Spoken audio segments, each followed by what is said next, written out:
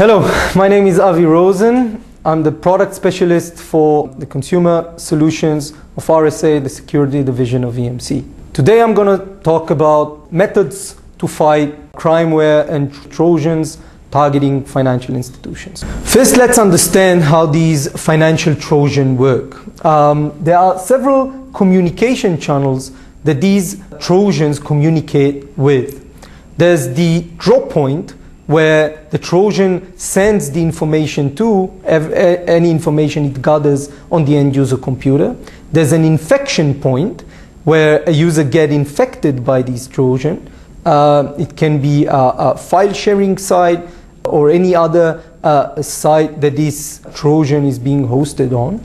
And there's also a command and control center. This is a point where the fraudster is able to control the computer that got infected and execute or upload or download or gather any type of information it requires. Client-side manipulation is basically the main advantage from a fraudster perspective. Having a Trojan installed on an end-user computer enables the fraudster to manipulate the client session. And everything the user sees on his browser might be manipulated by these Trojans. Most of these Trojans hook into the browser, Internet Explorer or the Firefox browser, and can change the way users view web pages. In financial environment, they can inject additional fields to the form to gather additional information. They can change the way transactions are being executed, etc., etc. Strong authentication not always work, and this is a very interesting topic. Strong authentication, since it involves interaction with the end user browser at all time, most of strong authentications can be bypassed by these Trojans. For example, if we have a strong authentication at login using any type of strong authentication, the Trojan just sits there waiting for the user to complete the authentication flow and then hijack the session and change it.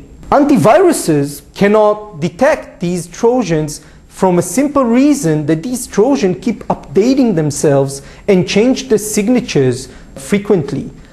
Signature-based technology, such as the one that antiviruses are using, are not effective in detecting such Trojans and stopping this problem at the end user point. Users do not really understand what Trojans are all about, and Trojans are frequently mistaken for viruses, which are totally different.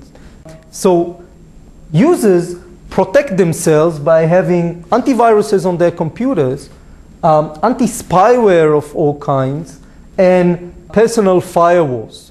Most of these Trojans that we see today go undetected by any antivirus software and can bypass any personal firewall or any spyware, anti-spyware software that is out there.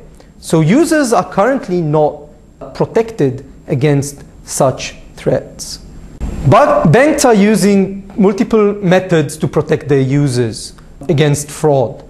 But these methods are sometimes not sufficient to protect against these kind of threats. Banks are using strong authentication with hardware tokens or any other type of strong authentication or one-time passwords. As I said before, strong authentication of this sort can be easily bypassed by a Trojan sitting on an end-user computer and just waiting for the user to authenticate himself in order to manipulate the session. Other authentication methods, such as virtual keyboards or other security mechanisms, such as virtual keyboards or other authentication methods, such as secret questions, etc., etc., share the same problems that strong authentication or two-factor authentication has. Client-side certificates can only secure the channel between the user and the bank. However, if a user has a Trojan installed on his computer, this channel can be compromised easily on the client side. So it's not about just sending information to the bank, it's about changing what the user sees. So if this fraudster needs to steal credit card numbers, all he needs is to inject an additional field to the genuine form in runtime, in real time, asking for this information. This information will be sent to the drop point as indicated earlier. Transaction signing is actually a very good mechanism. However, it has its problems from a usability perspective. Signing a transaction, including all the information of the transaction using a hardware device, is a very cumbersome process that can easily reduce the number of successful transactions within the online banking environment. Unfortunately, and we can't do much on the end user computer. Antivirus software are not that effective, as we saw. So what we have to have is some kind of an end user education. Users have to understand that they should not install anything on their computer without checking first that these software are genuine. It is very, very important. Users usually get infected by trojans without even knowing they are. Behavioral analysis is a very good way to detect anomalies on the online banking environment front and in the phone banking environment front. But when dealing with trojans, we can use behavioral analysis to see if someone was trying to manipulate the session and change the way the user usually behave.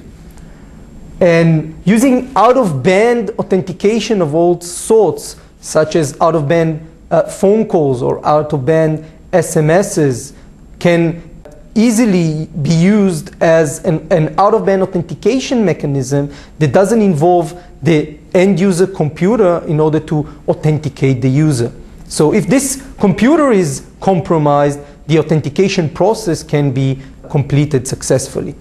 Those methods can also be used for transaction signing as well, communicating through the phone channel the exact transaction amount and transaction details, and asking the user to authenticate it.